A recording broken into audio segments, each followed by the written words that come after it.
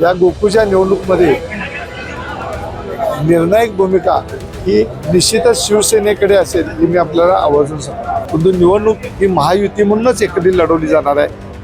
मुलींसाठी सर्व स्वतंत्र सुविधा असणारी एकमेव अकॅडमी म्हणजे राजर्षी शाहू करिअर प्रबोधिनी। ग्राउंड सराव, लेखी परीक्षेचा सराव, अभ्यासिका आणि ग्रंथालय यासोबतच प्रभावी अनुभवी मार्गदर्शन।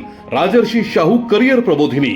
आम्ही जपतोय मुलींच्या उत्कृष्ट निकालांची उत्कृष्ट परंपरा। नागपूर जिल्हा दूध उत्पादक संघ गोकुळची पंचवार्षिक निवडणूक 2026 ते 31 साठी ठराव जमा करण्याची कार्यक्रम सुरू आहे आणि या कार्यक्रमाअंतर्गत शिवसेना पक्षातर्फे करवीर विधानसभा मतदारसंघाचे आमदार माननीय चंद्रजीत नरके साहेब आणि आमचे ज्येष्ठ मार्गदर्शक नेते आदरणीय विश्वासराव नारायण पाटील आबाजी यांच्या मार्गदर्शनाखाली आम्ही करवीर, पन्हाळा, गगनबावडा तसेच जिल्ह्यातील विविध तालुक्यांमधून आम्हाला मानणाऱ्या सर्व ठरावधारकांना घेऊन आम्ही आज ठराव दाखल करायला जाणार आहे। आणि शिवसेना पक्षातर्फे धैर्यशील मंगल कार्यालय इथं जिल्ह्यातील सर्वच नेते, पालकमंत्री आंबेडकर असतील, त्याचबरोबर माजी खासदार संजय मंडलिक असतील, खासदार धैर्यशील माने असतील आणि पक्षाचे विविध पदाधिकारी, आजी माजी सर्व लोकप्रतिनिधी यांच्या माध्यमातून शिवसेना पक्षातर्फे या निवडणुकीसाठी जवळपास 1200 ते 1300 ठराव प्रत्यक्षात दाखल होणार आहेत, प्रत्यक्षात तिथं दाखल होणार आहे। आणि यासाठी सर्वच जिल्ह्यामधून शिवसेनेला शुभेच्छांचा प्रतिसाद आहे, ठरावधारकांचा मोठा प्रतिसाद मिळून आहे। या गोकुळच्या निवडणुकीमध्ये निर्णायक भूमिका ही निश्चितच शिवसेनेकडे असेल ही मी आपल्याला आवर्जून सांगतो।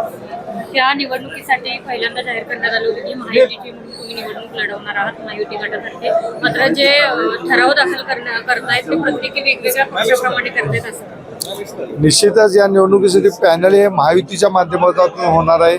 आपल्या राज्याचे लोकप्रिय मुख्यमंत्री आदरणीय देवेंद्र फडणवीस साहेब यांच्या सूचनेनुसार जिल्ह्यातील महायुतीच्या सर्वच पक्षांनी ही निवडणूक एकत्रितरित्या लढवण्याचा निर्णय घेतलेला आहे। परंतु अर्थातच प्रत्येक पक्ष हे आपलं संख्याबळ दाखवून जास्तीत जास्त आपल्याला उमेदवारीसाठी लोक मिळावेत, याचे प्रतिनिधी मिळावेत यासाठी प्रयत्न करत असतात, त्याचाच हा भाग आहे। परंतु निवडणूक ही महायुती म्हणूनच एकटी लढवली जाणार आहे।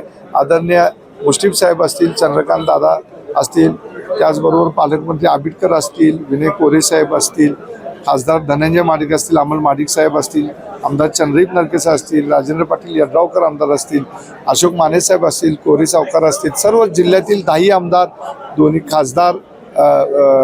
खासदार म्हणजे खासदार धनंजय माडिक आणि खासदार धैर्यशील माने यांच्या माध्यमातून ही महायुती म्हणूनच निवडणूक लढवली जाणार। महायुती म्हणून निवडणूक लढवत असताना एक महायुतीचे आमदार जे चंदगडचे शिवाजीराव पाटील यांनी मध्यंतरी वेगळी भूमिका घेतली होती आणि आता जसं तुम्ही सर्वांची नावे घेऊन म्हणालात की एकत्रितपणे लढणार आहेत, मग आता असं समजावं लागेल की आता ठराव दाखल करतायत म्हणजे अगदी काही शेवटच्या टप्प्यापर्यंत येऊन निवडणूक लागलेली आहे आणि यावेळी मात्र मग महायुतीची भूमिका काय असेल? महायुती सोबतच शिवाजीराव पाटील असणार आहे।